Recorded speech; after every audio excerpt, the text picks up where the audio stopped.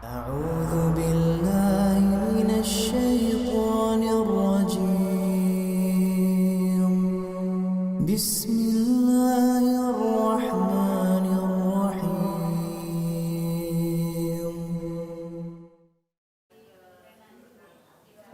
Kita mulai, Bu.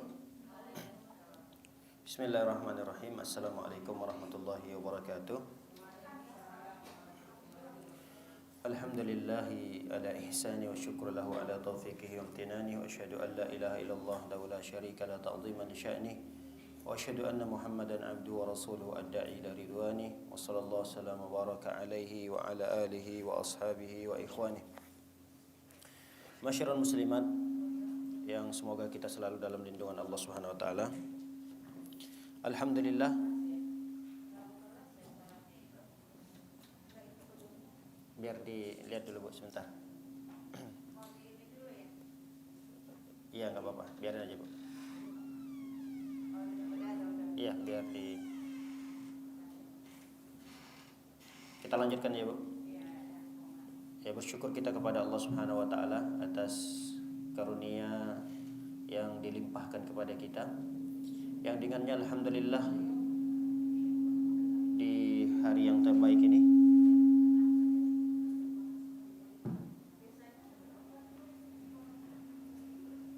volume aja, Bang.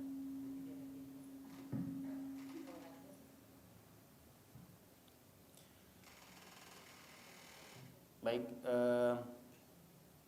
mari kita bersyukur kepada Allah Subhanahu wa taala atas segala nikmat yang dikaruniakan kepada kita, yang dengannya alhamdulillah di hari terbaik ini kita bisa berkumpul kembali dalam rangka membahas sebuah tema yang sangat penting dalam kehidupan kita, yaitu kitab tauhid. Semoga apa-apa yang kita pelajari nanti menjadi ilmu yang bermanfaat bagi kita dan dapat kita amalkan dalam kehidupan kita sehari-hari.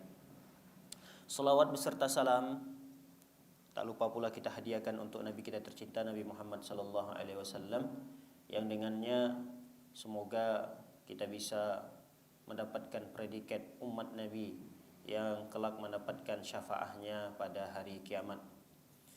Para hadirin melakukan oleh Allah Subhanahu wa taala, melanjutkan kembali kajian kita pembahasan kitab tauhid yang dikarang oleh Imam Muhammad bin Abdul Wahhab rahimahullah taala. Pada pertemuan yang lalu kita telah membahas tentang hukum mendatangi dukun, kalau tidak salah ya. Iya. Hukum mendatangi dukun. Itu sudah selesai pembahasan kita. Pada kesempatan yang singkat ini kita akan melanjutkan bab yang berikutnya. Bab ma jaa fin nusyrah. Bab membahas tentang nusyrah. Nusyrah. Apa itu nusyrah? Nusyrah itu pengobatan orang yang terkena sihir lalu dihilangkan pengaruh sihirnya itu. Nah, ini namanya nusyrah. Nusyrah itu proses pengobatan atau pengangkatan pengaruh dari sihir.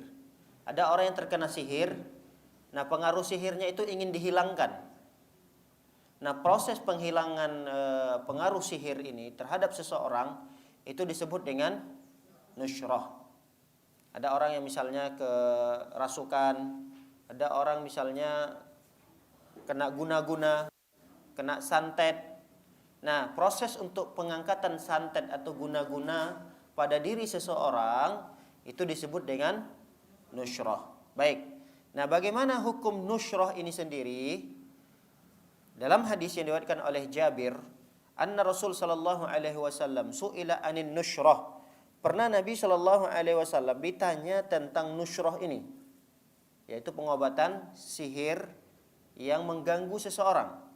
Kata Rasul sallallahu alaihi wasallam, proses pengobatan seperti ini menggunakan nusyrah ini, kata Rasulullah, hiya min amalis syaitan. Dia termasuk perbuatan setan. Hadis ini diriwayatkan oleh Imam Ahmad dengan sanad yang baik, Abu Daud. Lalu Imam Ahmad juga pernah ditanya. Imam Ahmad ditanya tentang nusyrah ini.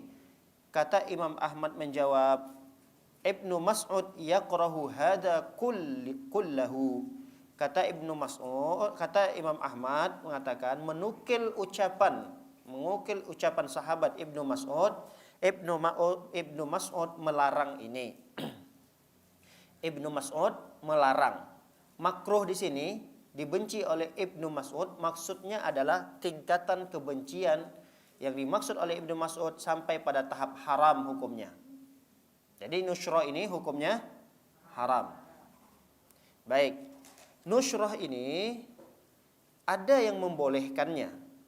Ada yang membolehkannya. Sebagaimana Al-Imam Al-Bukhari menyebutkan Al-Imam Qatadah, jadi asar ini diambil dari Qatadah. Qatadah pernah bertanya kepada Sa'id bin Al-Musayyab. Ini para tabi'in semua ini. Para tabi'in semua. Rajulun bihi tibbun au yu'khadhu an imra'atihi ayuhallu anhu au yunshar. Kata Qatadah bertanya kepada temannya, sahabatnya Sa'id bin Musayyab. Kata beliau, ada seorang laki-laki yang seorang laki-laki itu sedang disihir. Seorang laki-laki terkena sihir. Au yu'khadhu an imra'atihi, atau seorang laki-laki tersihir karena dia tidak mampu mendatangi istrinya. Tiba-tiba dia enggak bisa melihat istrinya. Dia sudah mau datangi, mau dekati istrinya, enggak bisa. Seperti ada terhalang sesuatu. Dia ingin mendekati, ingin merayu istrinya, ingin membujuk istrinya, ingin menggoda istrinya, tapi dia nggak mampu, nggak bisa. Sehingga selama mereka menikah, mereka belum pernah melakukan hubungan. Nah, ini termasuk pengaruh daripada sihir. Ditanya seorang tabi'in tadi, seorang ulama tabi'in, Ibnu Musayyab, ditanya tentang ini apa harus dilakukan? Apakah ini boleh digunakan nusyroh untuk mengangkat pengaruh sihir ini? Atau seperti apa?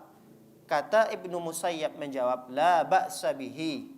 Tidak mengapa. La ba'sa bihi. Tidak mengapa pengobatan dengan nusyroh ini. Innama yuridu bihil islah. Karena keinginan mereka melakukan nusyroh ini untuk perbaikan, untuk penyembuhan, untuk menghilangkan pengaruh jelek pada diri seseorang. Fa amma ma yanfa'u fala yunha anhu. Sesuatu yang memberikan manfaat maka tidak dilarang. Baik, kita bacakan dulu dalil-dalil yang menjelaskan ada yang membolehkan, ada yang tidak membolehkan. Kita baca riwayat Anil Hasan. Annahu qala, bahwa Hasan berkata, la yahullus sihra illa sahir.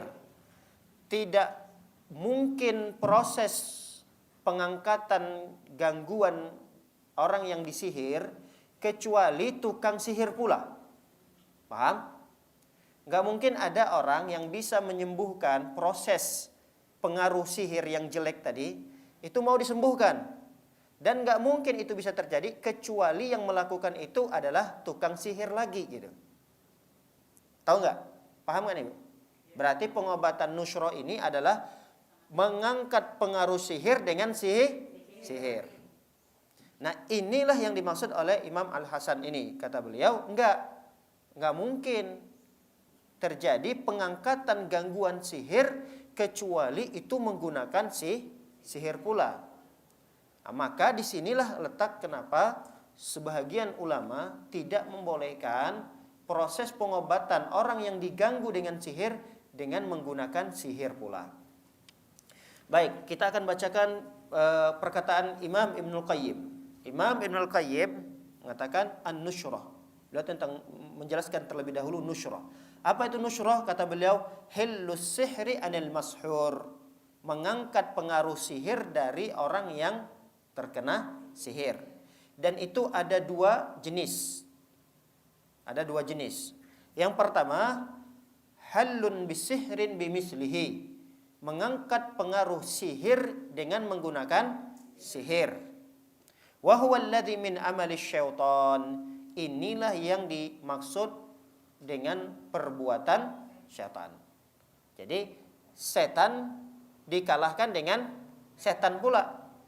Orang yang diganggu setan, orang yang kesurupan, orang yang kerasukan, orang yang tersihir, ini kan gangguan setan. Ada setan yang mempengaruhi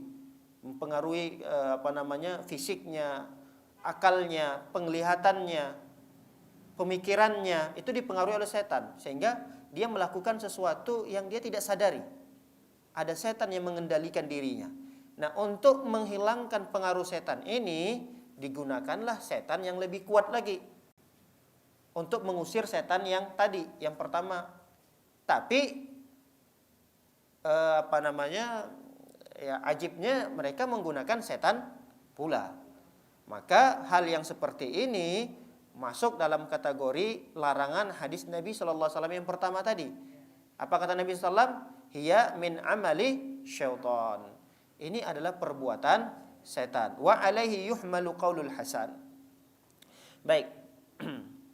Ada jenis nusyrah yang kedua. Jenis nusyrah yang kedua ini menggunakan ruqyah. Dengan ruqyah, mantra-mantra yang dibaca menggunakan ayat Al-Qur'an, hadis-hadis Nabi sallallahu alaihi wasallam, bisa juga dengan ta'awudzat. Ta'awudzat ini seperti qul a'udzu birabbil falaq, qul a'udzu birabbin nas. Kemudian al-adwiya, obat-obatan, atau ad-da'awatil mubahah, doa-doa yang diajarkan oleh Rasul sallallahu alaihi wasallam. Nah, yang kedua ini tentu boleh hukumnya. Tidak ada masalah. Yang jadi masalah tadi adalah jenis yang pertama, yaitu nusyrah. Baik, para hadirin berkah oleh Allah Subhanahu wa taala. Kita akan fokus pada poin yang pertama tadi, yaitu mengangkat pengaruh sihir dengan sihir. Nah, ini hukumnya bagaimana? Apa hukumnya di tengah-tengah para ulama? Kalau kita melihat fokus pada mazhab Hambaliyah, Imam Ahmad bin Hambal, jumhur para ulama dari mazhab Hambali, mereka membolehkan atau tidak membolehkan? Jumhurnya malah membolehkan. Jumhurnya malah membolehkan. Alasan mereka apa? Dalil mereka apa?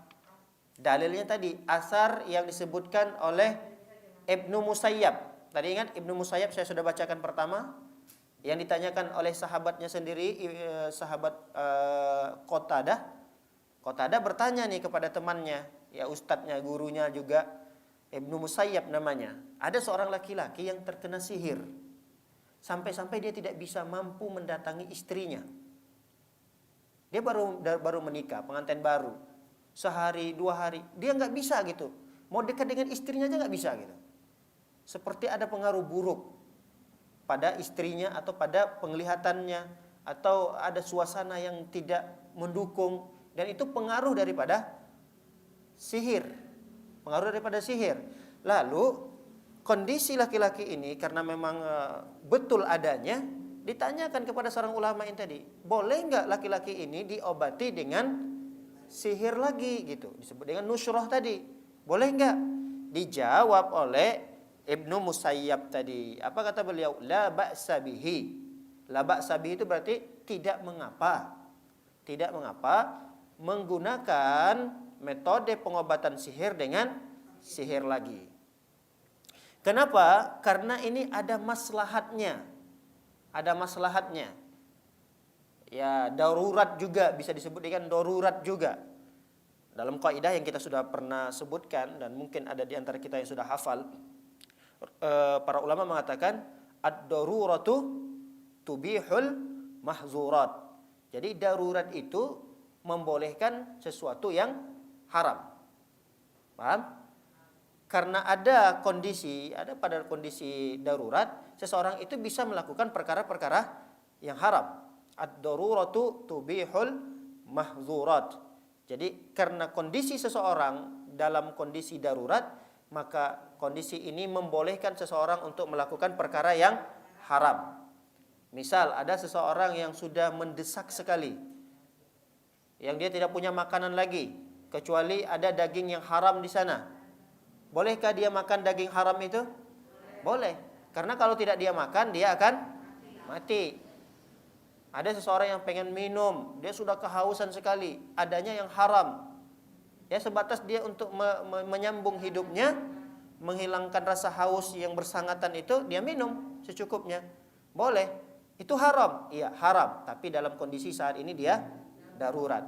Nah, beliau berdalilkan itu. Nushrah ini boleh digunakan karena ada manfaatnya di sana.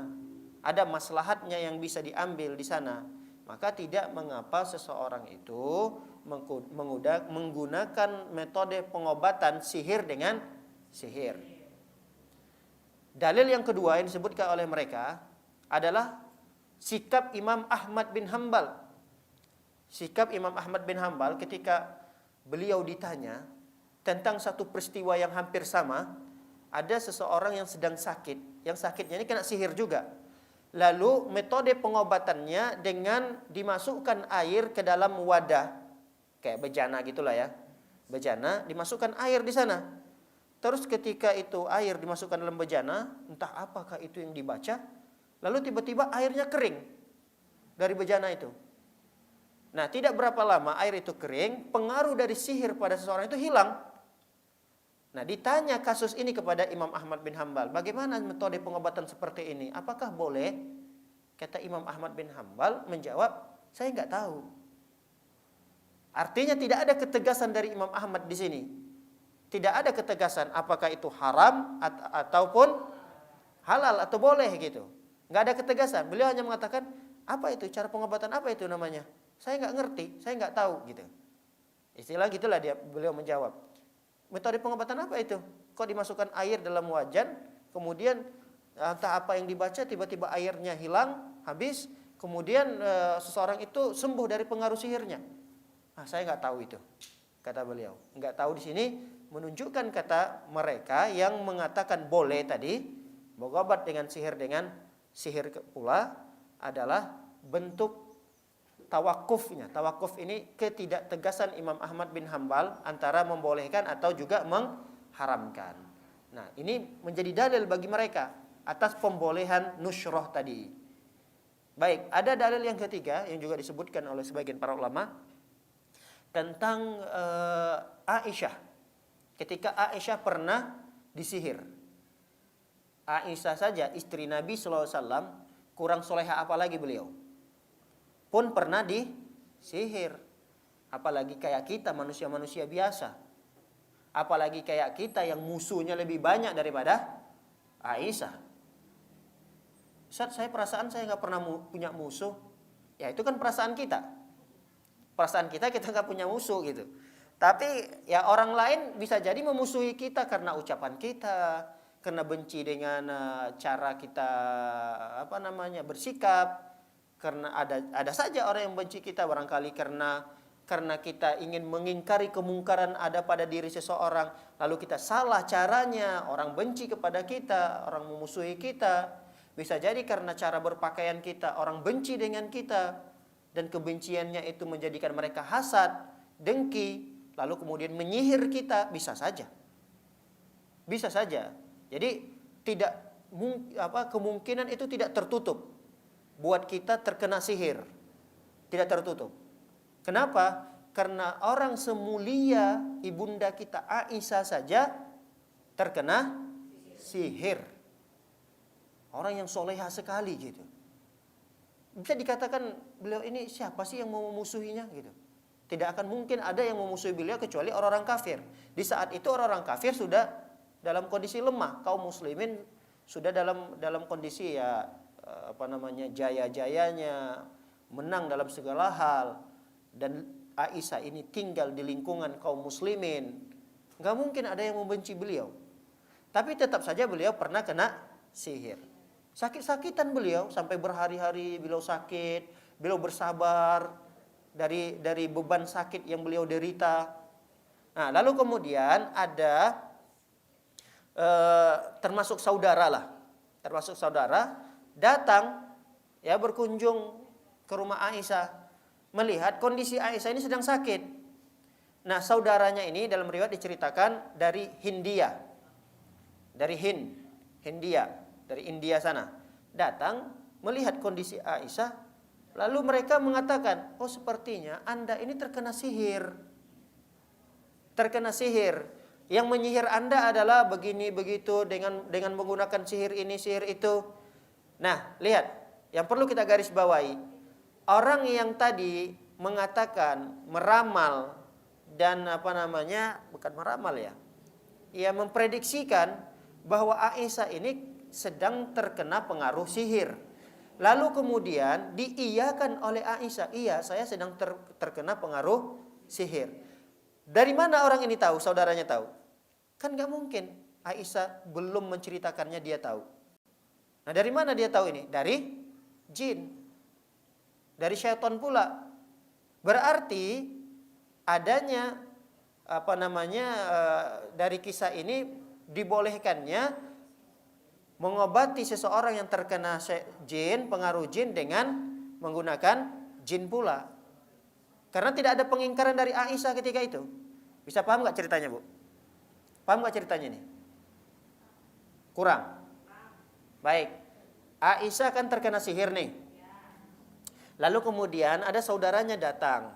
Datang nih saudaranya dari luar, dari India jauh. Kan sebelumnya nggak tahu nih kondisi Aisyah sakit atau tidak sakitnya. Ketika sampai, dilihatlah Aisyah dalam kondisi sakit. Sebelumnya Aisyah belum pernah cerita bahwa Aisyah ini terkena sihir kepada saudara-saudaranya yang dari jauh. Ketika datang, saudara-saudaranya langsung bilang ke Aisyah, kamu ini terkena sihir. Yang mensihir kamu itu adalah budak kamu. Lalu budak kamu itu menggunakan sihir dengan metode begini begitu, dijelaskan oleh saudaranya tadi. Nah, pertanyaannya, dari mana saudaranya ini tahu bahwa Aisyah ini kena sihir? Dari mana saudaranya ini tahu bahwa yang menyihirnya adalah budaknya, menggunakan metode sihir ini dan seterusnya? Ya pasti dari informasi jin lagi gitu. Berarti Aisyah terkena sihir melalui pengaruh jin, pengaruh syaitan, dan informasi itu didapatkan oleh saudaranya tadi ini dengan menggunakan jin lagi. Nggak mungkin tahu kan, ini kan perkara yang gaib kan. Nggak mungkin saudaranya tadi itu bisa tahu dengan sendirinya, pasti ada bantuan jin lagi gitu. Nah tadi kan nusyroh tadi definisinya apa? Nusyroh tadi mengobati pengaruh sihir dengan sihir pula. Sihir itu biasanya dengan bantuan apa? Jin. Berarti diobati dengan sihir yang juga sama dengan bantuan jin. Paham ini? Nah, pendalilan-pendalilan itulah yang digunakan oleh sebagian ulama tentang bahwa nusyroh ini boleh dilakukan. Boleh dilakukan. Wallahu a'lam bishawab. Pendapat yang kuat dalam masalah ini adalah pendapat minoritas ulama Hanbali. Ya, menunjukkan bahwa hukumnya haram. Itu pendapat yang kuat. Hukumnya haram. Jelas hukumnya haram. Dalilnya mana? Dalilnya kuat sekali. Hadis Nabi sallallahu alaihi wasallam. Paham? Hadis Nabi. Mana yang lebih kuat? Lebih kuat hadis Nabi atau pendapat para ulama? Pendapat para ulama yang membolehkan tadi siapa? Di antaranya tabi'in ya. Ibnu Musayyab, kita sudah sebutkan tadi. Ibnu Musayyab membolehkan itu. La ba'sa bihi, kata beliau. Tidak mengapa. Alasannya karena ada maslahat di sana. Ada dalam kondisi darurat di sana, kata mereka alasannya. Itu alasan para ulama. Kemudian tadi mereka berdalil dengan pendapat Imam Ahmad bin Hambal. Karena Imam Ahmad tidak menunjukkan ketegasan. Apakah itu haram atau tidak? Berarti boleh. Karena tidak ada ketegasannya. Nah, mana pendapat yang lebih kuat? Apakah pendapat yang merupakan ucapan dalilnya itu adalah ucapan para ulama atau pendapat yang didukung oleh hadis Nabi? Mana yang lebih kuat? Hadis Nabi, tentu hadis Nabi. Ya, sebesar apapun ulama tersebut, sealim apapun seorang ulama tersebut, tentu dia tidak bisa mengalahkan pendapat yang dikuatkan oleh hadis Nabi Shallallahu Alaihi Wasallam. Nah, mana hadis Nabi yang melarang tadi? Ya, ketika Nabi ditanya kan, tadi ketika Nabi ditanya, ya Rasulullah, bagaimana hukum menggunakan nusyroh? nusyrah. Kata Rasul SAW menjawab, hiya min amalish syaitan. Dia itu termasuk perbuatan setan. Artinya nggak boleh, karena itu adalah bagian daripada perbuatan setan, maka kita tidak boleh ikut melakukan itu. Ini dalil yang menguatkan bahwa pendapat pengharaman terhadap pengobatan nusyrah ini tidak boleh. Masih banyak lagi pendapat-pendapat yang lain, seperti ulama-ulama belakangan ini, seperti ulama Hambali juga, Bin Baz, Syekh Utsaimin, Ibnu Jibrin, Syekh Saleh Fauzan yang masih hidup di zaman belakangan ini, mereka mengharamkan itu. Walaupun kita sudah sebutkan tadi, jumhur para ulama dari mazhab Hambali membolehkan, tapi tidak mesti ya jumhur itu pendapatnya harus benar. Nggak mesti ya. Karena memang Islam ini bukan dimenangkan dengan cara demokrasi kan. Jadi pendapat Islam ini tidak mesti, wah ini jumhur ini lebih banyak, mayoritas, maka pendapatnya lebih kuat daripada minoritas. Nggak mesti. Itu standar ukuran kebenaran bukan dalam ukuran Islam ya. Islam menjelaskan ukuran suatu kebenaran itu adalah ketika ada dalil-dalil Al-Quran ataupun hadis Nabi yang mendukung itu. Walaupun itu yang menguatkan pendapat itu satu orang. Walaupun satu orang ulama yang menguatkan pendapat itu. Tapi pendapatnya ini dikuatkan oleh dalil. Maka yang satu orang ini tetap dikatakan pendapatnya kuat. Jadi jangan kita salah. Karena ada sebagian orang berpikir bahwa masa iya jumhur tidak kuat pendapatnya? Ya kita bisa saksikan sekarang ini. Kalau kita berpatokan bahwa jumhur itu harus pendapatnya benar, ya kita lihat sekarang mana yang lebih mayoritas, kaum muslimin atau Nasrani? Muslimin atau Nasrani? Sedunia ya, jangan Indonesia. Nasrani. Berarti yang benar siapa berarti? Lah, tapi mayoritasnya bukan muslim. Berarti ukuran kebenaran itu bukan dilihat dari mayoritas dan minoritas. Nah, sekarang mana yang lebih mayoritas? Yang menghadiri kajian atau yang menghadiri konseran? Lalu mana yang lebih benar? Mana yang benar? Lah, yang mayoritas yang mana? Konser. Jadi ukuran kebenaran itu bukan karena ramenya orang di sana gitu. Tapi ukuran suatu kebenaran itu adalah ketika seseorang berpijak pada dalil Al-Quran dan hadis-hadis Nabi Shallallahu Alaihi Wasallam yang menguatkan pendapat itu. Nah, ini yang perlu kita ketahui sebagai faidah saja. Terkadang kita salah dan kadang ada orang yang menebarkan subhat gitu. Ya ini kan ada pendapat ulamanya. Ada ulama yang berpendapat seperti itu. Iya ada. Cuma kita kan jangan sampai hanya mengambil pendapat ulama itu karena itu berkait erat dengan dunia kita saat ini. Jadi kita mengikuti satu pendapat itu karena hawa nafsu kita, bukan karena kesahihan atau kevalitan daripada hadis-hadis Nabi Shallallahu Alaihi Wasallam. Baik para hadirin oleh Allah Subhanahu Wa Taala, ini adalah bab yang pertama yang kita bahas pada pagi yang berbahagia ini. Kita masuk pada bab yang kedua. Bab yang kedua. Bab menjelaskan tentang tatayyur. Tatayyur. Ini sepertinya tatayyur ini pernah sempat kita singgung juga ya. Tatayyur ini iya, ada beberapa hadis yang menjelaskan yang tentang tatayyur ini. Tatayyur itu seingat kita apa definisinya? Merasa sial, beranggapan bahwa apa yang dilihat, apa yang didengar, apa yang sesuatu yang diketahui banyak orang, jadi itu sial dianggap, ya kita juga menganggapnya sial gitu. Itu dianggap seperti tatayyur. Tatayyur ini banyak sekali jenisnya, terkhusus di Indonesia ya. Banyak sekali. Kalau di orang Arab kan biasanya tatayyur itu enggak banyak. Ya mereka biasanya menggunakan burung yang mereka lepaskan, yang mereka hardik misalnya, mereka halau, kemudian burung itu terbangnya kemana? Kalau ke kiri berarti atau ada sesuatu yang akan membahayakan. Oh, kalau ke kanan berarti perjalanannya dilanjutkan, insya Allah aman perjalanannya. Itu biasanya di orang Arab. Nah, kita kan orang Indonesia memang apa ya, inovasinya luar biasa gitu. Berinovasi lagi orang Indonesia, dikembangkan lagi sama mereka dengan banyak hal lagi, banyak sekali. Bahkan di setiap daerah itu beda-beda, di setiap pulau itu beda-beda. Ada nggak tahu kalau di Jawa ada istilahnya pamali, itu Jawa atau Sunda? Sunda ya. Iya, tapi nama-namanya itu beda di daerah-daerah sana, nanti beda namanya. Tapi istilah pamali ini kan nanti bercabang-cabang lagi.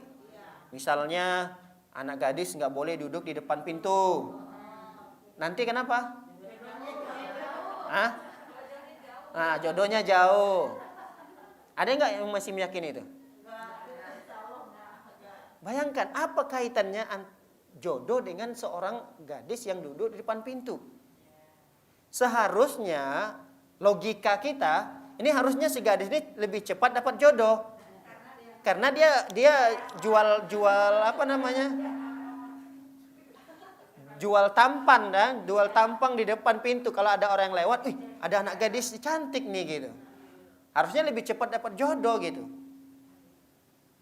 Kadang-kadang memang orang tua kita dulu melarang anak-anaknya itu supaya tidak melakukan hal yang sama, ditakut-takuti gitu. Itu orang-orang tua kita terdahulu. Jadi nggak disebutkan alasannya kenapa gitu. Malah ditakut-takuti dengan satu hal yang tidak ada kaitannya. Kalau misalnya, kamu jangan duduk depan pintu. Ini kan pintu tempat orang lewat. Ngalangin orang lewat sini, bolak-balik mau masuk, keluar masuk. Kamu duduk di sini, susah orang lewat. Harusnya dijelaskan begitu, jangan duduk depan pintu. Ini alasannya cocok atau tidak? Cocok nggak alasannya? Dilarang duduk depan pintu karena menghalangi. Benar atau tidak? Ada nggak kaitannya? Cuma kadang-kadang kalau anak dikasih tahu alasan seperti itu, dia nggak dengar.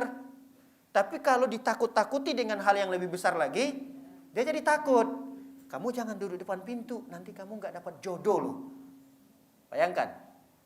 Nah, setelah itu kan dia nggak mungkin melakukan hal yang sama. Takut dia, karena takut nggak dapat jodoh. Apa contoh yang lain? Tuh kan? Itu itu daerah mana itu seperti itu? Di Bekasi ada seperti itu? Kayaknya orang Bekasi udah kayak nggak meyakini hal-hal yang seperti itu ya. Jakarta asli, penduduk aslinya masih ya. Ya, kami juga di sebagian di Sumatera yang Melayunya, itu orang-orang tua kami dulu kayak saya pernah waktu kecil umur-umuran 5 tahun 6 tahun masih ingat itu. Kita kan dulu masih kecil, namanya kecil main-main kuda-kudaan apa gitu, bantal itu di enak gitu didudukin. Nah, orang tua karena ingin melarang supaya jangan rusak mungkin bantalnya, mungkin supaya jangan rusak gitu. Jadi ditakut-takutin, harusnya bilang jangan main bantalnya nak, nanti rusak. Dulu kan bantalnya itu dari apa namanya ya? Ada kapuk itu kan. Nah, pakai itu dulu bantalnya. Mungkin karena cuma dijahit tangan atau apa, takut jebol. Keluarlah nanti kapuknya atau apa. Cuma namanya anak kalau ditakut-takuti, bukan ditakutin ya, diberikan penjelasan yang benar, dia kadang menyepelehkan gitu. Nanti juga kalau rusak bisa dijahit lagi gitu. Tapi kalau ditakut-takuti dengan hal yang menjadikan dia tidak melakukan itu, itu yang biasanya dilakukan oleh orang tua kita. Jangan main-main duduk-duduk di bantal. Nanti kamu kudisan loh pantatmu itu. Bisulan loh pantatnya. Itu ada tuh di sebagian daerah-daerah ada yang seperti itu. Beda-beda sih. Beda-beda. Apalagi contohnya yang ibu-ibu sekalian ingat masa-masa kecilnya.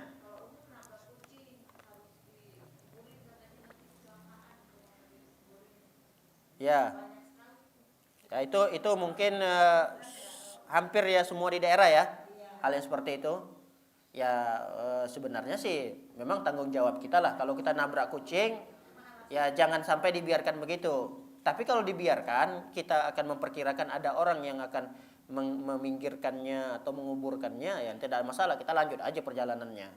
Karena kan bahaya juga bagi kita, apalagi daerahnya ramai ya. Tiba-tiba kita berhenti pinggir jalan, itu juga membahayakan kita. Nah, tidak ada masalah, kita lanjutkan perjalanannya. Tapi kalau kita berhenti untuk mengambil kucing itu, tidak ada keyakinan apapun, karena ini memang qadarullah, udah. Ini qadarullah, kucing ketika kita melintas, dia lewat gitu. Ya udah, qadarullah, dia mati di saat kita lewat ya. Kita ambil, kita pinggirkan. Kalau memang kita sempat untuk memakamkannya, menguburkannya, bagus. Kalau tidak, ya udah kita pinggirkan aja di pinggir jalan, udah selesai. Tapi kalau ada keyakinan-keyakinan tertentu tadi, kalau kalau tertabrak kucing, apalagi kucingnya hitam, wah udah ditambah-tambahin deh itu. Wah kayaknya udahlah. Ayo kita pulang lagi, nggak usah dilanjutkan perjalanannya. Nah itu berarti masuk dalam kategori bab tatoyur. Paham? Ada lagi sesuatu yang didengar, suara-suara biasanya dulu. Kalau kami burung hantu, burung elang. Nah, biasanya burung elang. Kalau di kampung-kampung dulu kan yang sering banyak itu burung elang. Bunyi di siang-siang hari. Biasanya burung elang itu kan bunyinya jam 12, jam 1, siang-siang itu. Jadi kalau di daerah-daerah kami, anak-anak itu supaya jangan main di siang hari, ditakut-takutin. Tuh, dengar tuh suara elang tuh. Itu ada orang yang mati di sana. Sebenarnya orang tua itu baik gitu. Supaya anaknya jangan main panas-panasan. Kan di siang hari, di jam-jam 12, jam 1. Ngapain main di luar di panas-panasan sana gitu. Kalau mau main di tempat yang dingin atau pulanglah ke rumah tidur siang gitu. Cuma orang tua kita, orang tua terdahulu ngasih alasan yang menyeleneh gitu. Lalu kemudian menjadi keyakinan, ke anak-anaknya dijadikan keyakinan. Nah, itu termasuk tatoyur. Paham?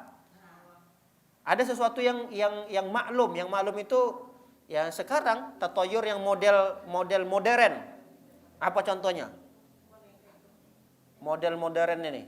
Angka. Tahu angka? Ada angka yang dianggap sial? Iya. Angka 4. Angka berapa lagi biasanya? Di lift biasanya nggak ada angka 4 ya. Angka 3, habis 3, angka 3A biasanya. Baru kemudian angka 5. 4 nggak ada. Biasanya angka 13 ya. Angka 13 dari angka 11 biasanya. 11, kemudian 12, 13-nya kosong, 14-nya kosong, langsung ke 15. Jadi 13, 14 biasanya kosong. Nah itu tatoyur orang-orang yang berpendidikan sekarang. Kalau dulu ya mungkin orang kenapa banyak diistilahkan pamali atau mungkin hal-hal yang tahayul, yang alasan-alasan orang tua kenapa melarang anaknya begini begitu. Mungkin alasnya ada tepat, cuma tidak dijelaskan oleh orang tuanya kenapa dilarang gitu. Nah kalau sekarang ada apa nih dengan angka itu, ada apa? Ada apa dengan angka 4? Coba ditanya. Ibu-ibu sekalian pernah nggak mendengarkan alasannya? Ada apa dengan angka 4? Cuma sial doang gitu ya? Bagaimana dengan anak yang keempat? Waduh, bagaimana kalau kita punya anak yang keempat? Anak sial dong. Berarti ini anak pertama, ini anak kedua saya, ini anak ketiga saya, ini anak ketiga A saya. Ada nggak seperti itu? Kasian dong orang yang mau punya anak banyak, nggak boleh sampai 13, 14. Ini kan suatu hal yang tidak masuk akal gitu. Apa kaitan, apa salah angka itu gitu? Kayak Cina, tapi sekarang kita ikut-ikutan jadinya kan?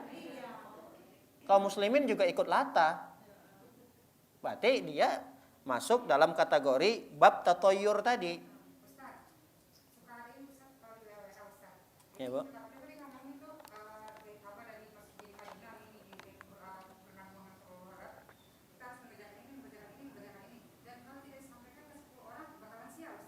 Itu sama Bu. Sama. Apa hubungannya pesan yang dia kirimkan ke kita? Lalu kemudian ada kata-kata ancaman. Kalau ini tidak dikirimkan ke beberapa grup atau beberapa orang teman-teman kamu akan kena sial hari ini. Enggak usah dipercaya. Ada orang yang dia ketakutan. Habis baca itu dia ketakutan, dia kirim ke teman-temannya. Enggak perlu. Nah, kalau kita dalam kondisi takut seperti itu, lalu kemudian kita kirim, inilah masuk dalam kategori tadi bab tatoyur. Baik, tatoyur. Tatoyur itu syirik atau tidak syirik? Yakin syirik? Syirik. Baik, kalau memang sudah yakin syirik, pertanyaan kedua, syirik kecil atau syirik besar? Syirik kecil atau syirik besar? Baik. Kalau terus dilakukan syirik, jadi dari kecil jadi besar gitu. Bagus juga alasannya sih, kecil jadi besar gitu. Kayak dosa gitu. Dosa kecil karena disepelekan jadi dosa besar. Baik. Kita akan lihat di sini, jelas ya, tatoyur itu adalah perbuatan syirik. Itu sudah jelas, perbuatan syirik. Kemudian yang akan kita bahas di sini, apakah dia syirik kecil atau dia syirik besar? Nah, pertama, kenapa dia dikatakan syirik? Kenapa? Karena seseorang kalau dia tatoyur, dia sudah terhilangkan ketawakalannya kepada Allah. Putus sudah tawakalnya pada Allah. Ya tidak? Orang kalau sudah meyakini sesuatu yang dia lihat, aduh sial saya nih. Aduh saya mendengar ini, sial saya nih. Nah, ketika dia sudah mendengarkan sesuatu atau melihat sesuatu atau meyakini angka sesuatu, maka dia sudah lupa. Bergantung kepada Allah itu sudah terputus. Dia sudah tidak bergantung lagi kepada Allah, tapi bergantung kepada sesuatu yang dilihatnya tadi. Ya atau tidak? Ketika seseorang ada kupu-kupu masuk ke rumahnya, apa biasanya keyakinannya? Ada tamu.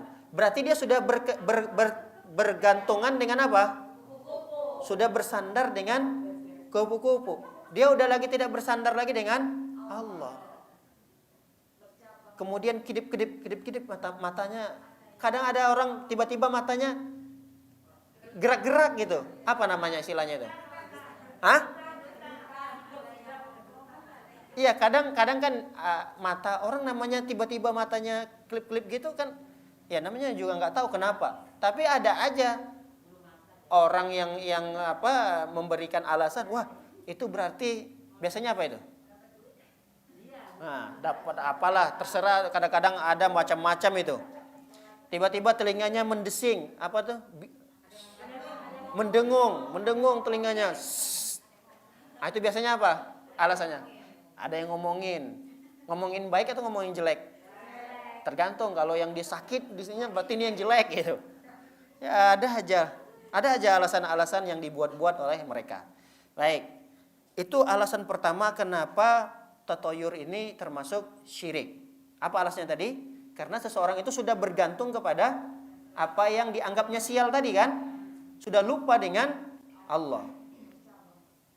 Kemudian menjadikan perbuatan tatoyur ini syirik karena dia sudah bergantung kepada sesuatu benda yang tidak memiliki korelasi.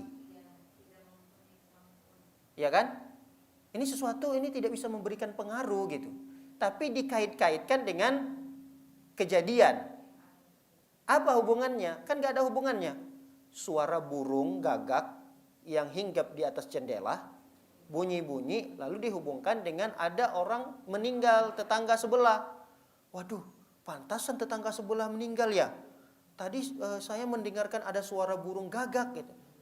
Oh berarti burung gagak yang bunyi-bunyi di atas rumah saya tadi itu menandakan bahwa ada orang meninggal. Berarti kalau ada burung gagak lagi bunyi, pasti ada yang meninggal. Apa kaitannya antara burung gagak yang berbunyi dengan orang yang meninggal? Ada nggak kaitannya? Nggak ada. Nah, ketika seseorang mengkaitkan antara sesuatu dengan sesuatu yang terjadi yang tidak ada kaitannya, maka ini termasuk perbuatan syirik. Paham? Jadi sesuatu yang terjadi Yang sesuatu terjadi ini nggak ada sebabnya, tidak ada kaitannya dengan sebab, misalnya burung kah, elang kah, atau apakah. Lalu kemudian kita kait-kaitkan yang dia tidak layak untuk dijadikan sebab. Ya, dia layak dijadikan sebab. Tidak ada kaitannya dengan apa yang terjadi di tengah-tengah kita. Maka ketika itu dijadikan sebab, inilah yang menyebabkan seorang itu jatuh kepada syirik. Baik. Sekarang apakah dia syirik kecil atau syirik besar?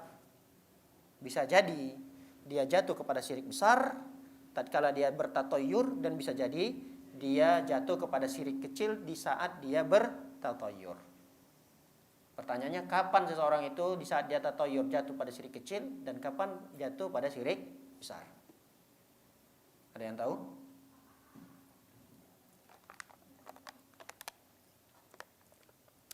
Dia akan jatuh kepada syirik besar saat tatoyur tatkala dia meyakini bahwa benda yang dia lihat atau sesuatu yang dia dengar tadi itulah yang memberikan pengaruh. Semata-mata yang memberikan pengaruh itu adalah benda tersebut terhadap sesuatu yang terjadi.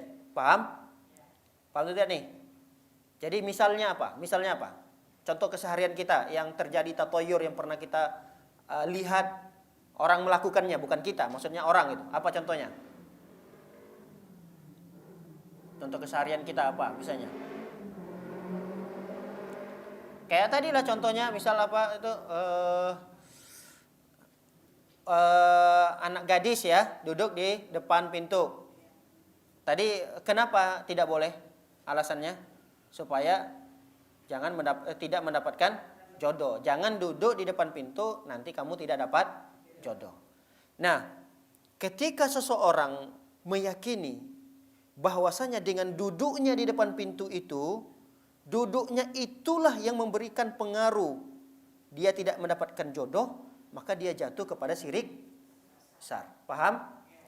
Jadi seakan-akan duduknya di situ itu memberikan pengaruh terhadap jodohnya.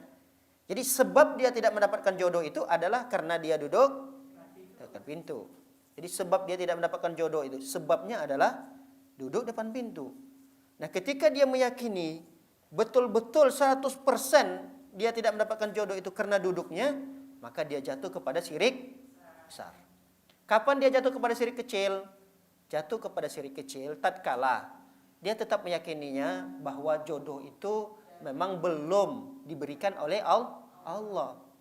Belum diberikan oleh Allah. Dia yakin bahwa jodoh itu datangnya dari Allah. Saat ini saya belum diberikan jodoh.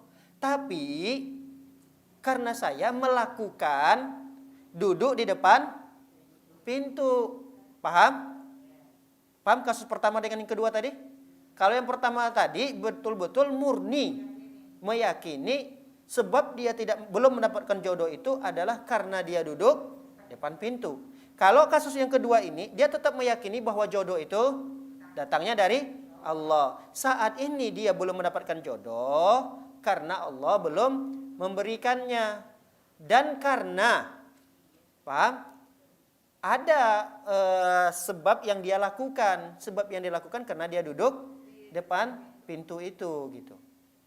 Maka yang kedua ini, kasus yang kedua, dia tetap masih menyertai Allah di sana. Paham? Dia menyertai Allah, cuma menyebutkan alasan yang tidak tepat. Sebabnya itu tidak tepat. Apa sebabnya? Karena duduk di depan pintu. Nah, itu sebabnya tidak tepat. Tidak ada korelasinya dengan jodoh. Duduk di depan pintu tidak ada korelasinya dengan jodoh. Maka ketika dia kaitkan antara keyakinannya kepada Allah lalu dengan sesuatu yang bukan sebab, maka dia jatuh kepada syirik kecil. Baik, sama yang dulu pernah kita pelajari juga, ada orang yang sakit, dia sakit demam, sakit kepala, tapi obatnya adalah benang kuning, putih, merah. Kemudian digelangkan di lengannya. Nah, ini kan sudah pernah kita jelaskan, bisa jatuh kepada syirik besar, bisa juga jatuh kepada syirik kecil. Kapan dia jatuh kepada syirik besar? Tatkala dia meyakini gelang itulah yang akan menyembuhkannya. Kapan dia jatuh kepada syirik kecil? Ketika dia meyakini Allah yang menyembuhnya, tapi melalui gelang itu. Jadi sebab penyembuhan yang diberikan oleh Allah adalah menggunakan gelang tersebut. Nah, ini jatuh kepada syirik kecil. Paham Ibu? Membedakan kapan dia jatuh kepada syirik kecil dan kapan jatuh kepada syirik besar. Baik, para hadirin dimuliakan oleh Allah Subhanahu wa taala, ini judul yang akan kita bahas. Kita bacakan beberapa dalil yang terkait dengan judul ini. Baik, ada firman Allah Subhanahu wa taala dalam surah Al-A'raf ayat yang ke-131. Allah Subhanahu wa taala berfirman, "Ala innama ta'iruhum 'indallahi walakinna aktsarahum la ya'lamun." Ketahuilah bahwa kesialan mereka itu sudah ditakdirkan oleh Allah. Ta'ir. Ta'ir itu satu akar kata dengan tatoyur tadi. Kata Allah, "Ala innama ta'iruhum." Ini berkaitan dengan kisahnya ini ya, orang-orang kafir yang mengingkari Nabi Musa alaihissalam. Jadi orang-orang kafir dari pengikut-pengikut Fir'aun, mereka itu menyalahkan keadaan dan keberadaan Nabi Musa di tengah-tengah mereka. Ketika mereka mendapatkan sesuatu yang sial, ada saja misalnya bisa jadi karena kekeringan, bisa jadi panen mereka gagal. Nah, kegagalan, kesialan yang mereka dapatkan, yang mereka alami itu, mereka kaitkan dengan Nabi Musa dan pengikutnya. Paham nih kisahnya? Jadi mereka bertatoyur dengan keberadaan Nabi Musa dan pengikut Nabi Musa, umatnya Nabi Musa. Berarti tatoyur ini sudah ada jauh, sudah ada jauh sebelum kita, sebelum Nabi Muhammad SAW. Berarti sudah ada perbuatan-perbuatan tatoyur ini, merasa bernasib sial, dan terkadang dia mendapatkan suatu kesialan, dia kaitkan dengan orang lain. Dia kaitkan dengan benda yang dilihat. Dia kaitkan dengan benda yang didengar. Itu yang tidak boleh. Ya, ketika seseorang kita mendapatkan misalnya musibah. Musibah kan, semua musibah sial kan ya? Sial. Cuma jangan dikaitkan dengan sesuatu yang kita lihat. Paham? Kita yang namanya dalam kehidupan nggak mungkin mulus saja kita lalui kehidupan ini. Kadang kita sakit, kadang kita kecelakaan, kadang kita ya bahagia, kadang kita mendapatkan hadiah, kadang kita mendapatkan cercaan. Nah, jangan dikait-kaitkan sesuatu kesialan yang kita dapatkan, yang musibah yang kita terima dengan sesuatu yang kita lihat, sesuatu yang kita dengar. Nggak boleh. Nah, itu yang terjadi pada zaman Nabi Musa. Lalu dibantah oleh Allah. Kata Allah, "Ala innama ta'iruhum." Ketahuilah bahwa sesungguhnya kesialan yang kalian terima, kesialan yang kalian dapatkan, itu sudah ditakdirkan oleh Allah. Jadi musibah apapun yang kita dapatkan, sebenarnya itu sudah ditakdirkan oleh Allah. Jangan dikait-kaitkan dengan hal-hal yang lain. Nggak boleh. Walakinna aktsarahum la ya'lamun, kata Allah, tetapi kebanyakan dari mereka itu tidak mengetahuinya. Dalam surah Yasin ayat yang ke-19, Allah juga mengatakan, qalu ta'irukum ma'akum a in dzukirtum bal antum qaumun musrifun. Kata Allah, qalu ta'irukum ma'akum, ketahuilah bahwa kesialan itu ada bersama kalian. Udah, ketika ada kesialan yang menimpa pada kalian, cukup. Jangan dikaitkan lagi kepada yang lain. Baik, kita masuk kepada dalil hadisnya. Kalau dari Al-Quran sudah kita jelaskan tadi surah Al-A'raf, kemudian surah Yasin. Sekarang kita masuk dalam hadis Nabi SAW yang menjelaskan bahwa tatayur itu tidak ada dan tidak boleh. Baik, hadis yang diriwayatkan oleh Abu Hurairah radhiyallahu taala anhu, anna Rasul sallallahu alaihi wasallam berkata, Rasul sallallahu alaihi wasallam berkata, la adwa wala tiyarata wala hammata wala safar. Dalam riwayat yang lain mengatakan wala nau'ah wala ghul. Baik, ada beberapa perkara di sini ditiadakan oleh Rasulullah. Yang pertama kata Rasulullah, la adwa, tidak ada penyakit menular. La adwa, tidak ada penyakit menular. Pertanyaannya, benar atau tidak? Hadis Nabi SAW ini, tidak ada penyakit menular. Ada atau tidak penyakit menular? Ada. Terus apa yang dimaksud oleh Rasulullah SAW di sini? La adwa, tidak ada penyakit menular. Maksudnya kata Rasul SAW, tidak ada penyakit menular ini menular dengan sendirinya. Paham? Seseorang itu terpapar menularkan penyakit kepada orang lain itu atas izin siapa? Allah. Buktinya bahwa penyakit itu tidak bisa menular dengan sendirinya kita lihat saat ini di depan mata kita. Kita masih merasakan di masa-masa pandemi ini ada penyakit menular, virus kan ya, virus corona ini kan menular. Nah kita bisa praktekkan hadis Nabi SAW ini. Rasul mengatakan la adwa, tidak ada penyakit yang menular. Maksudnya tidak ada penyakit yang menular dengan sendirinya. Ya penyakit menular itu ada. Banyak penyakit yang menular, tapi dia tidak bisa menular dengan sendirinya. Kita lihat ada satu keluarga yang dia misalnya terpapar virus corona. Satu keluarga ini, ternyata anaknya nggak kena ketika di PCR atau di antigen. Padahal dia sudah satu rumah nih, berhari-hari satu rumah. Tapi ada 2-3 keluarganya yang tidak terpapar. Malah dia terpapar di luar yang mungkin dia tidak sadar dari mana, seperti apa, dan di mana. Tiba-tiba dia terpapar virus. Nah ini menunjukkan bahwa penyakit itu tidak bisa menular dengan sendirinya.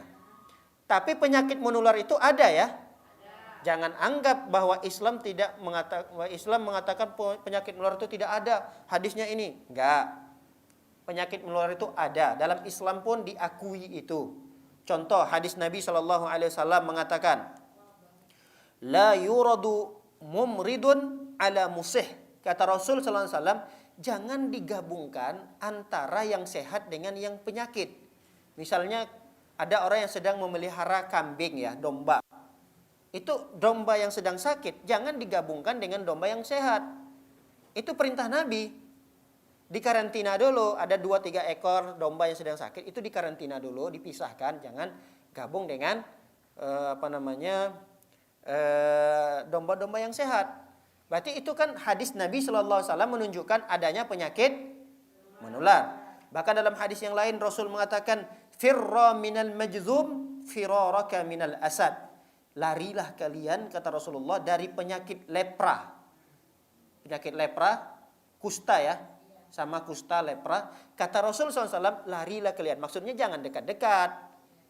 Jangan dekat-dekat. Lari, kalau bisa jangan dekat-dekat. Lari dari penyakit kusta itu sebagaimana kamu lari dari singa. Ada singa depan kita. Wah, nggak mungkin. Kalau Allah tidak berkehendak, saya tidak dimakan singa. Saya lewat aja. Ini nggak ada ikhtiarnya. Sama. Wah, kalau Allah tidak menginginkan saya tidak terpapar corona, ya saya nggak akan terpapar. Udah, mana yang sakit corona itu? Saya mau kunjungi dia. Mana? Kalau bisa saya mau hirup nafasnya. Masya Allah, hebat dia. Tawakalnya ini kuat sekali. Tapi salah dalam. Nah ini menunjukkan bahwa Rasul mengatakan ada penyakit menular itu ada. Bahkan Rasul menegaskan di sini, lari kalian dari penyakit kusta, lepra. Jangan dekat-dekat. Sebagaimana kamu lari dari singa. Nah, bagaimana kita menggabungkan dengan hadis Nabi yang mengatakan tadi, tidak ada penyakit menular. Maksudnya, tidak ada penyakit menular kata Rasul di sini dengan sendirinya. Pasti atas izin Allah SWT. Baik, itu yang pertama. Wala tiyarata. Tiyarata ini tatoyur. Juga tidak ada tatoyur. Ya, tidak ada bernasib sial. Jangan kita melihat sesuatu lalu kemudian kita kaitkan, oh nanti begini, nanti begitu, nanti begini, nanti akan membahayakan kita. Enggak boleh. Enggak ada itu. Kemudian yang berikutnya, wala hammata. Wala hammata ini juga tidak ada. Hamma ini burung hantu ya. Hamma, bukan hama yang merusak tanaman ya. Itu hama. Kalau ini bahasa Arabnya hamma. Hanya besar. Hamma. Kata Rasulullah, wala hamma. Ini maksudnya adalah burung hantu yang dia didengar suaranya atau dia duduk di satu tempat lalu diyakini bahwa adanya yang terbunuh misalnya. Ini sama seperti tatoyur juga. Sama seperti tatoyur juga. Tapi ini kaitannya dengan burung hantu, yang apabila ada burung hantu itu lalu dikaitkan adanya yang terbunuh di sana gitu. Kalau tatoyur ini kan dia lebih umum ya. Tatoyur ini tidak hanya kaitannya dengan burung, tapi dia bisa dikembangkan lagi. Banyak. Bisa dikembangkan dengan pamali dan seterusnya. Nah, kalau hama ini dia khusus pada burung hantu yang lalu kemudian dikaitkan dengan adanya yang terbunuh. Enggak dia hanya dikaitkan dengan terbunuh saja. Ada orang yang terbunuh gitu. Nanti pasti akan ada yang terbunuh, ada yang mati, ada yang kecelakaan. Nah, itu enggak boleh.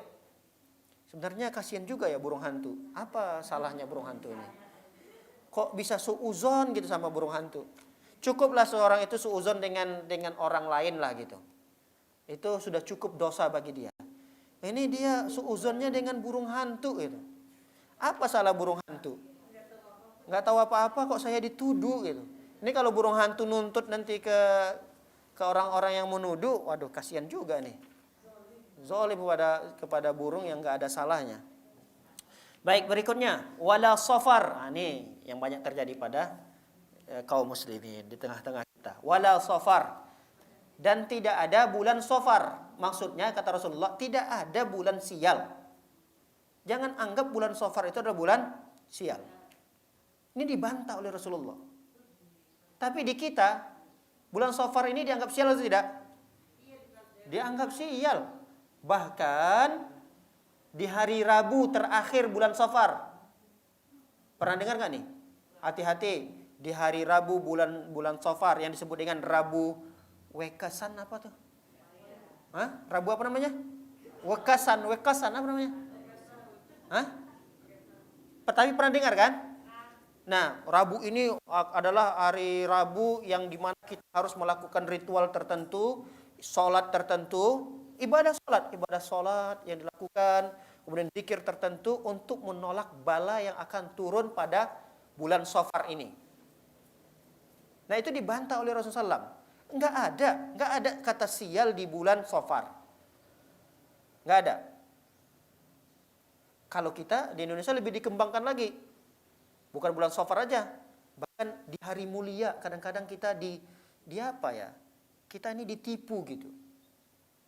Di hari mulia di tengah-tengah kaum muslimin, hari Jumat.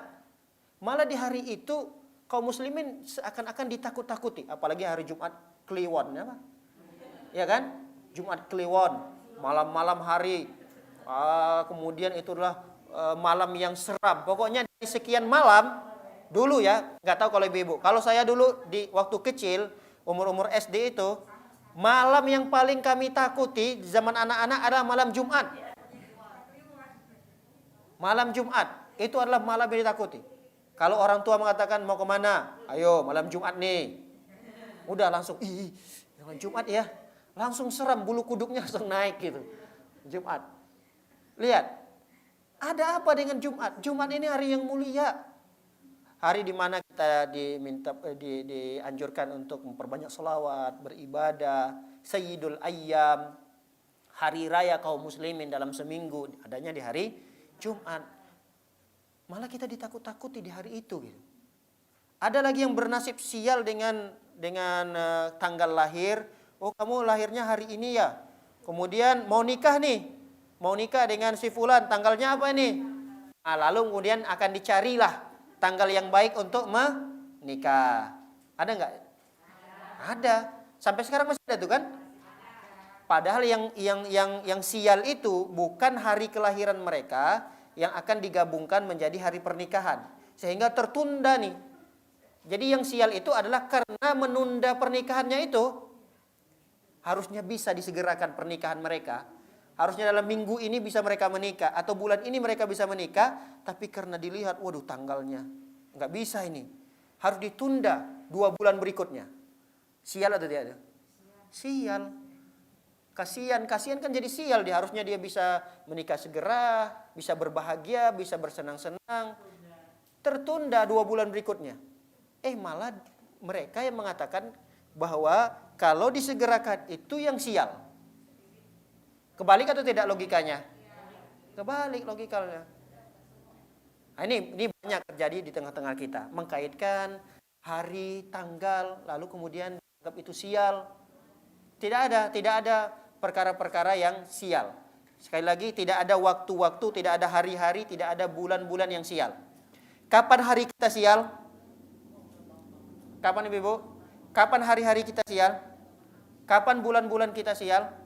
Ketika kita di hari-hari itu melakukan kemaksiatan. Itulah hari yang sial. Jadi semua hari, semua waktu, semua masa baik. Tidak ada yang sial. Akan menjadi sial hari tersebut tatkala di hari itu kita bermaksiat. Jadi jangan salahkan harinya. Kita yang bermaksiat itulah yang mendatangkan kesialan sendiri gitu. Jangan dikaitkan harinya, jangan dikaitkan bulannya. Baik. Sudah berapa tadi? 4 ya. Tidak ada penyakit menular, tidak ada totoyur, tidak ada burung hantu, dan tidak ada bulan Safar. Tidak ada kesialan pada bulan Safar. Baik, yang kelima, wala nau'a. Tidak ada bintang yang memberikan pengaruh. Tidak ada bintang yang memberikan pengaruh. Bintang Scorpio, bintang apa lagi? Banyaklah. Aries, Virgo, banyak dan seterusnya. Nah, itu jangan dikait-kaitkan bintang-bintang itu. Jangan dikait-kaitkan dengan hubungan asmaranya, apalagi keuangannya, macam-macam lah dikait-kaitkan. Nanti lalu kemudian ada pasangannya, calonnya, bintangnya apa ini? Dikaitkan lagi, wah bintang ini sama ini nggak ketemu nih, nggak boleh menikah. Nah, ini adalah kaitan-kaitan yang tidak boleh dilakukan oleh kaum muslimin, dan ini masuk dalam kategori kesyirikan. Yang keenam, wala ghul. Wala ghul, kata Rasulullah, wala ghul. Ghul itu apa? Ghul itu adalah syaitan atau jin yang menyesatkan perjalanan seseorang. Wala ghul. Maksudnya, ghul itu ada, benar adanya. Ghul itu benar adanya. Tapi dia bertindak sesuka hatinya nggak mungkin. Nggak mungkin. Dia nggak akan mungkin bisa bertindak suka hatinya mau menyasarkan orang, mau orang supaya tersesat dari perjalanan ini. Nggak mungkin bertindak sesuka hatinya. Berarti itu atas izin Allah, karena saat itu mungkin kita sedang lemah. Keimanan kita sedang lemah, kita kurang berzikir. Ketika kita keluar rumah, kita nggak baca doa. Bisa jadi. Padahal Rasul menganjurkan kita membaca doa. Bismillahi tawakkaltu 'alallahi la haula wala quwata illa billah. Setelah kita membaca doa itu, kata Rasul sallallahu alaihi wasallam, maka kita akan dijaga, kita akan dicukupkan. Kita akan dijaga. Kita nggak baca doa tersebut. Lalu kemudian kita di perjalanan, kita mampir di suatu tempat, ada nggak doa khususnya? Ada lagi. Kita mampir di suatu tempat yang kita ya jarang tempati gitu.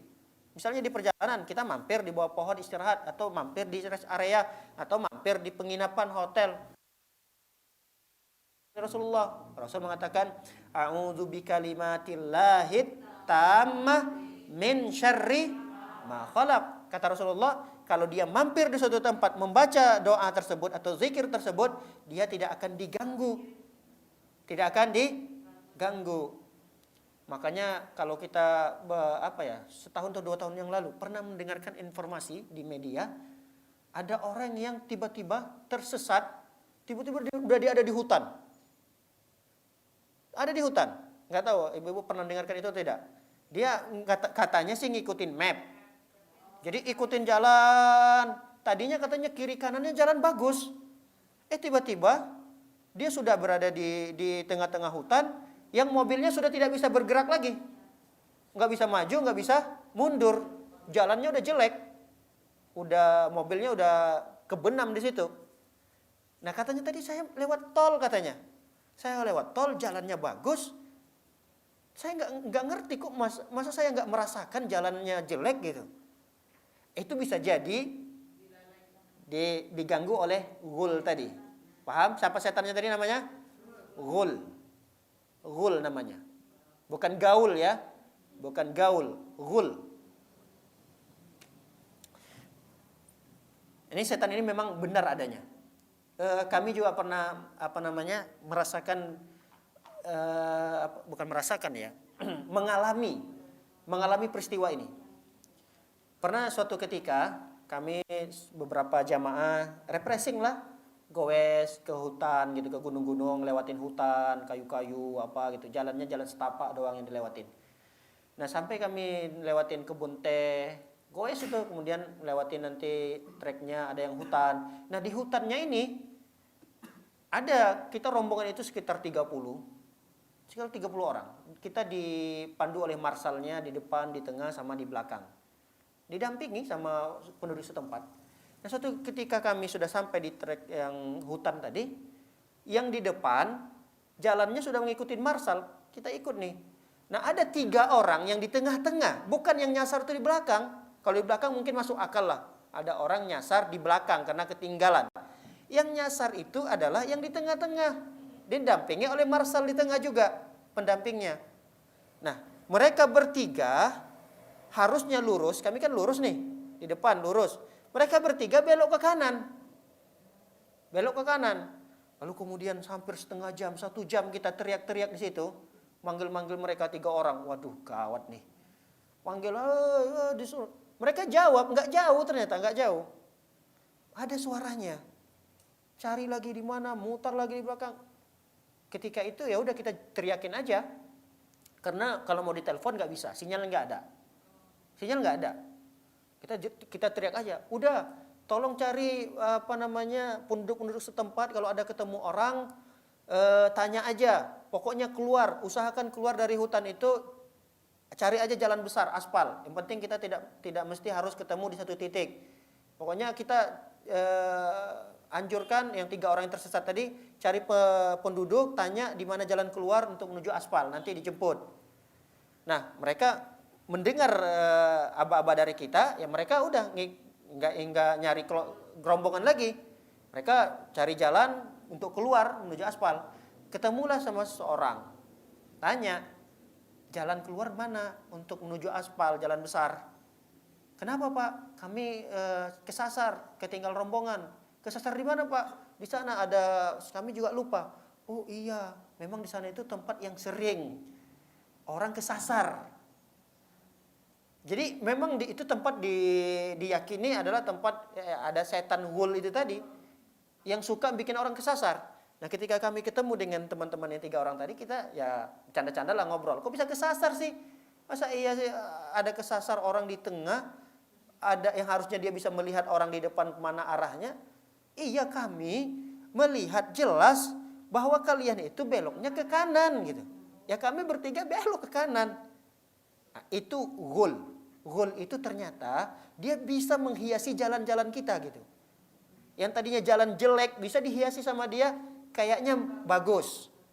Yang jalan itu sebenarnya rombongannya tidak belok ke kanan, ditampakkan dihiasan sepertinya mereka beloknya ke kanan. Itu benar adanya ghul. Makanya bisa jadi kenapa kok kita di perjalanan bisa nyasar gitu. Kadang-kadang kita di perjalanan safar itu kok bisa nyasar, padahal kita udah hafal banget nih jalannya. Ya bisa jadi itu adalah gara-gara ghul ini.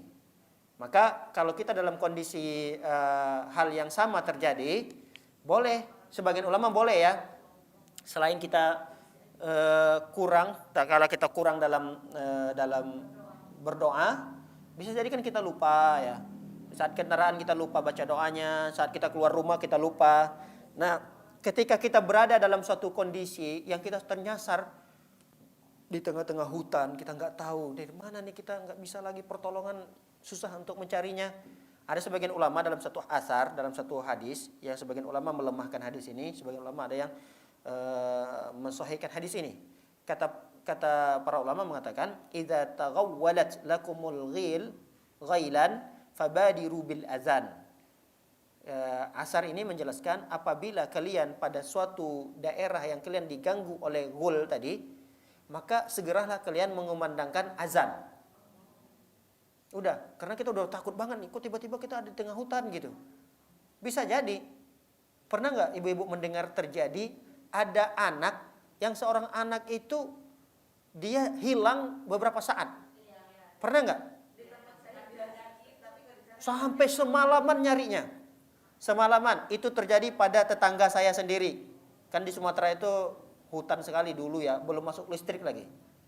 Di zaman saya kecil itu di usia-usia SD, belum masuk listrik di kampung kami. Ada tetangga kami pulang dari ngaji pulang jalan pakai obor kalau kita, obor. Nah, karena rumah saya yang dulu sampai, saya belok ke rumah. Ya, teman yang tadi rumahnya sebelahnya lagi, jalan terus. Saya ngelihat dia lanjut gitu. Nggak berapa lama, 1 jam orang tuanya datang ke rumah. Anwar, namanya Pendi. Ada Pendi di rumah? Ya, nggak ada Pak. Tadi udah pulang, saya lihat dia terus lanjut. Tapi nggak nyampe ke rumah. Udah gempar. Satu malaman nyari. Dari habis sholat Isya sampai subuh. Subuh baru ketemu. Pas lagi azan subuh.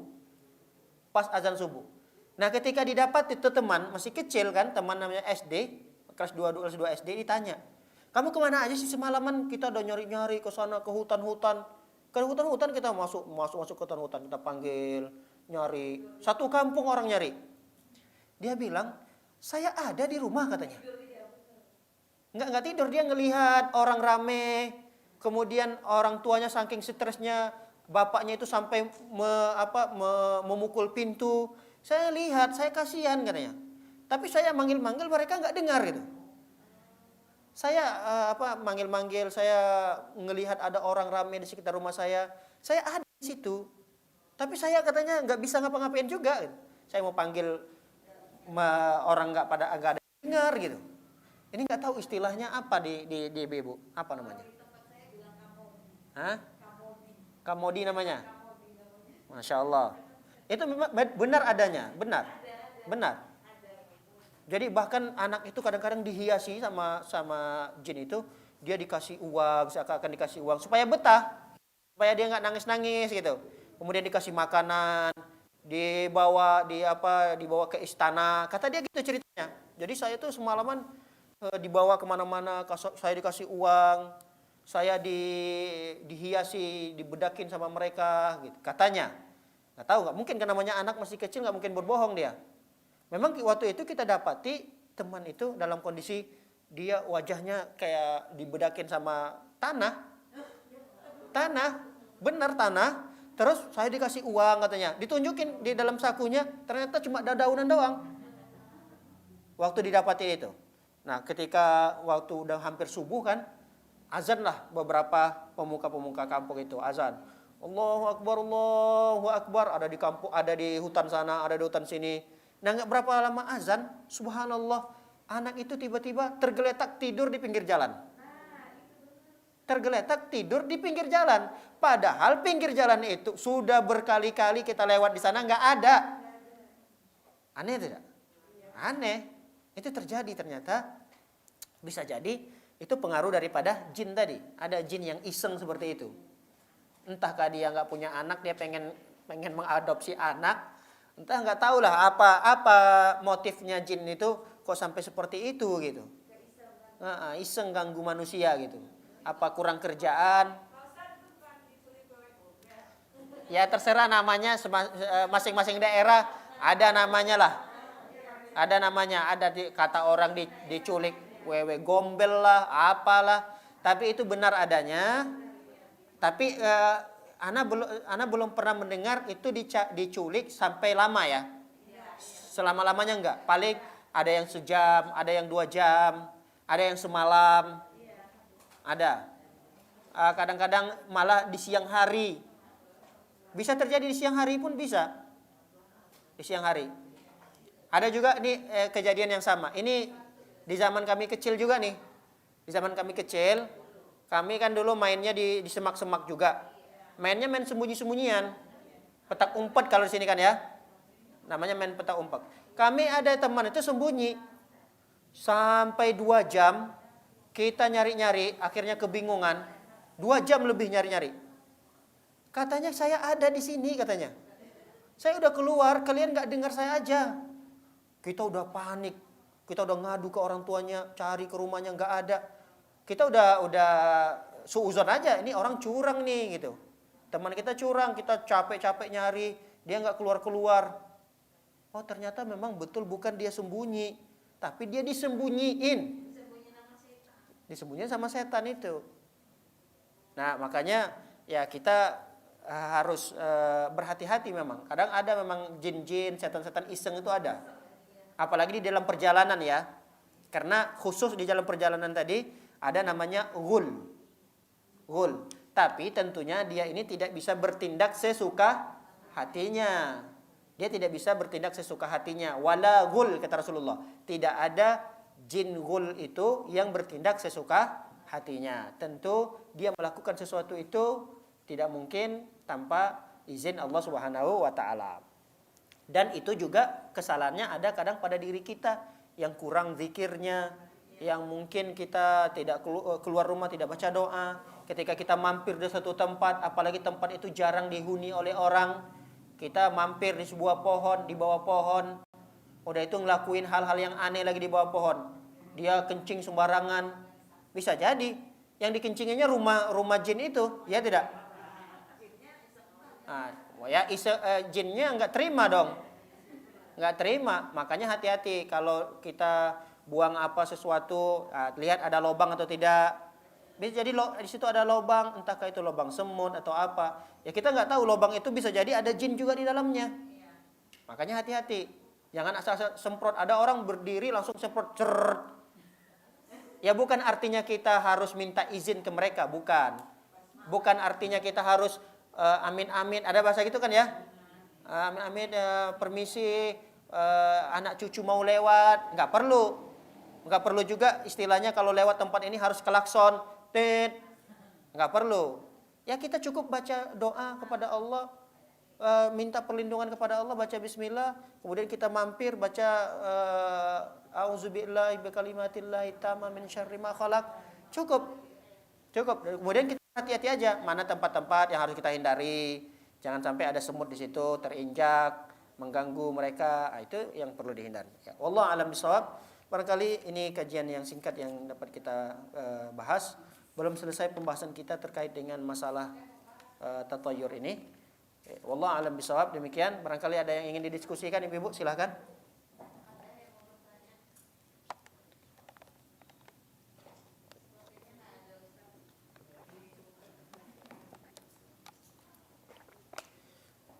Baik, jika tidak ada, kita cukupkan sampai di sini. Barakallahu fikunna. Semoga Allah SWT memberkahi kita semua, memberkahi harta kita, memberkahi usia kita, memberkahi keluarga kita.